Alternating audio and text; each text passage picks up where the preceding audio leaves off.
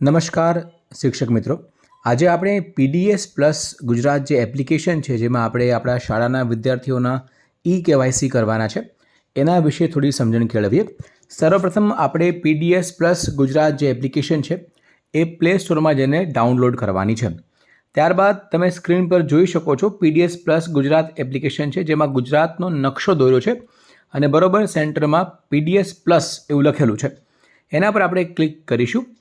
Click કરતાની સાથે આવું એક ઇન્ટરફેસ ખુલશે. તમે સ્ક્રીન પર જોઈ શકો છો એમાં લોગિનનો ઓપ્શન છે, એક્ઝિટ છે અને જસ્ટ એની બરાબર નીચે લોગિન એઝ સ્કૂલ યુઝર એવું લખ્યું છે.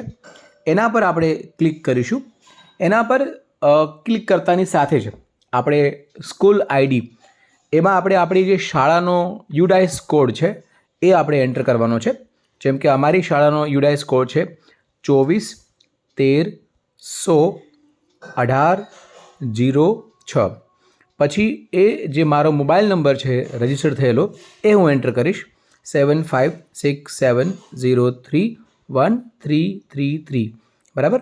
આમાં તમે તમારો મોબાઈલ નંબર નાખશો અને પછી જનરેટ ઓટીપી પર ક્લિક કરશો એટલે એક ઓટીપી જે છે એ તમારા જ મોબાઈલ નંબર પર આવી જશે. જે આપણે સામાન્ય મેસેજ આવતા હોય છે એમાં આ ઓટીપી છે. આપણે જોઈએ બરાબર સ્ક્રીન પર તમે જોઈ શકો છો આ ઓટીપી મારા સ્ક્રીન પર આવ્યો છે 257525.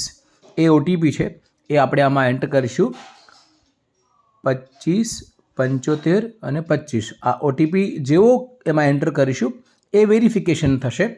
વેરિફિકેશન થતાની સાથે એક બીજું પેજ ખુલશે. એમાં તમે જોઈ શકો છો ટુડેઝ રેકોર્ડ. એમાં ટોટલ એક એન્ટ્રી બતાવે છે જે મેં આજ સવારે પ્રયાસ કર્યો હતો તે. અને એની નીચે બરાબર તમે જોઈ શકો છો શો ડિટેલ પર ક્લિક કરશો તો તમને એ જે ડિટેલ છે એ બતાવશે. એમાં મેં મારા વાઈફ છે એમનું કેવાયસી કરવા માટે પ્રયત્ન કર્યો હતો જેની પ્રોસેસ અધૂરી હોય પેન્ડિંગ બતાવે છે. બરાબર છે. પરંતુ આપણે તો નવી પ્રોસેસ કરવાની છે એટલે શું કરીશું, આધાર કેવાયસી પર ક્લિક કરવાનું છે. એની પર ક્લિક કરતાની સાથે આવી તમને પરમિશન માંગશે એક્સેસ ડિવાઇસ લોકેશન માટેની. તો જે કોઈ પણ પરમિશન માંગે એ તમારે અલો આપવાની છે. ઓનલી ધીસ ટાઈમ કરી શકો, વાઇલ યુઝિંગ ધ એપ કરી શકો. આ બેમાંથી કોઈ પણ એક તમારે પરમિશન આપવાની છે. હું એમાં ઓનલી ધીસ ટાઈમ એવું એપ્લિકેશનમાં ઓકે આપું છું. ઓકે આપતાની સાથે આ બધી સૂચનાઓ તમને આપી છે કે કૃપા કરીને સૂચનાઓને કાળજીપૂર્વક વાંચો.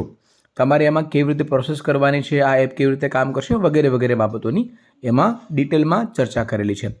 તમારે ઉપરની સૂચનાઓ મેં વાંચી છે એ બદલ અહીંયા જે બોક્સ આપ્યું છે એમાં ટીક કરવાનું છે. ટીક કરતાની સાથે ગેટ કાર્ડ ડિટેલ એવું ઓપ્શન આવશે. એના પર ક્લિક કરશો તો તમારે તમારો રેશન કાર્ડ છે એ એડ કરવાનું છે. યાદ રાખજો મિત્રો, રેશન કાર્ડ નંબર નાખવાનો છે. રેશન કાર્ડમાં આપણો વ્યક્તિગત નંબર પણ હોય છે જે અત્યારે નથી નાખવાનો. તમારે માત્ર રેશન કાર્ડનો નંબર રાખવાનો છે. ફોર એક્ઝામ્પલ મારું જે રેશન કાર્ડ છે means I mean to say my wife ration card number એ છે 410010069848 thereafter 186.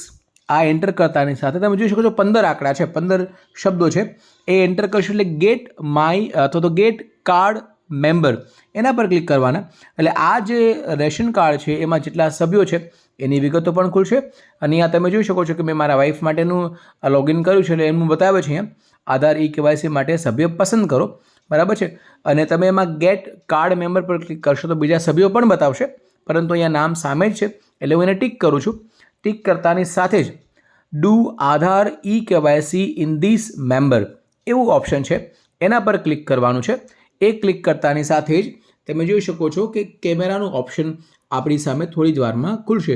હું ગુજરાત સરકારના અન્ન નાગરિક પુરવઠા અને ગ્રાહકોની બાબતના વિભાગને સંમતિ આપું છું કે જાહેર વિતરણ વ્યવસ્થા હેઠળ રાહત દરથી રાશન મેળવવાના હેતુ માટે આધાર આધારિત ઓળખ પ્રણાલીથી રેશન કાર્ડ ધારકોને લગતી સેવાઓ માટે ઓથેન્ટિકેશન સિસ્ટમથી મને પોતાને પ્રમાણિત કરવામાં કોઈ વાંધો નથી.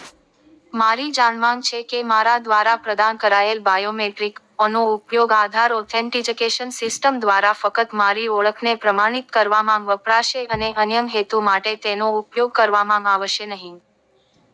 તમે જોયું મિત્રો, આ સ્પષ્ટ સૂચના આપી છે. એમાં તમે સંમત થાવ છો કે આ જે પ્રોસેસ થઈ રહી છે એ સંપૂર્ણ મારી ધ્યાનમાં છે બરાબર. એ કર્યા પછી તમારે જનરેટ ઓટીપી પર ક્લિક કરવાનું છે. એની ઉપર ક્લિક કરશો તો તમારો જે કાર્ડ છે એ જ્યાં રજિસ્ટર થયેલું છે એ મોબાઈલ નંબર ઉપર ઓટીપી જશે. ફરીવાર કહું છું, તમારું જે રેશન કાર્ડ છે એને તમે જે નંબર સાથે રજિસ્ટર કરેલું હશે એના પર ઓટીપી જશે. એટલે હું જનરેટ ઓટીપી પર ક્લિક કરું છું એટલે જે મારા વાઈફનું હું કાર્ડ એક્સેસ કરી રહ્યો છું તો એમના મોબાઈલ પર એક ઓટીપી જશે. એ ઓટીપી મારે આમાં મારા મોબાઈલમાં એન્ટર કરવાનો છે. મારો બીજો ફોન છે એમાં એ ઓટીપી આવી ગયો છે એટલે એ ઓટીપી હું એડ કરું છું. ઓટીપી છે 313114. પછી વેરીફાઈ ઓટીપી પર ક્લિક કરવાનું છે. એ કરતાની સાથે જ તમે જોઈ શકો છો પ્રોસેસ શરૂ થઈ ગઈ છે. હવે મેમ્બર્સ ફોન નંબર વેરિફિકેશન, સભ્યોનો પ્રકાર જે છે એમાં ઉંમર 18થી ઓછી અથવા એની ઇક્વલન્ટ વધારે એ ઓપ્શન ત્યાં તમને આપ્યા છે.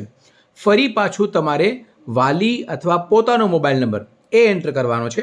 એટલે ફરી એકવાર હું એમનો મોબાઈલ નંબર નાખું છું 7383809077.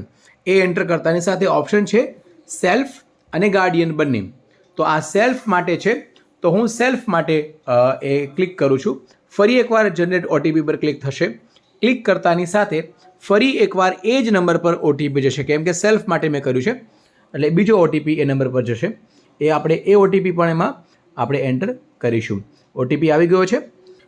Will enter the OTP that is 514491. Verification થઈ રહ્યું છે. આપણી સમક્ષ ઇનિશિયલાઇઝિંગ સ્ટેપ્સ કેમેરો ખુલી ગયો છે. એમાં ગ્રીન થતાની સાથે આપણે 2 વાર આંખ પટપટાવીશું. કેપ્ચર ધ ફેસ, ફરી એકવાર એને પ્રયત્ન કરીશું. કેપ્ચર ફિલ્ડ,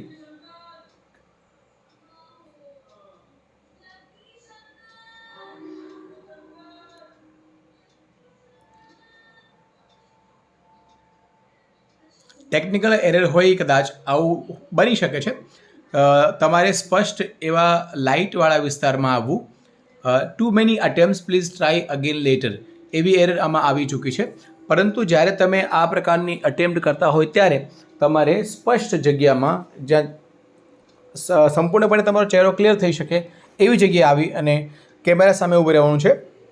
એ સંપૂર્ણ રિંગ જે છે એ ગ્રીન થાય, આંખને તમારે બ્લિંક કરવાની છે એટલે તમારું જે વેરિફિકેશન છે એ સંપૂર્ણપણે થઈ જશે. Thank you so much.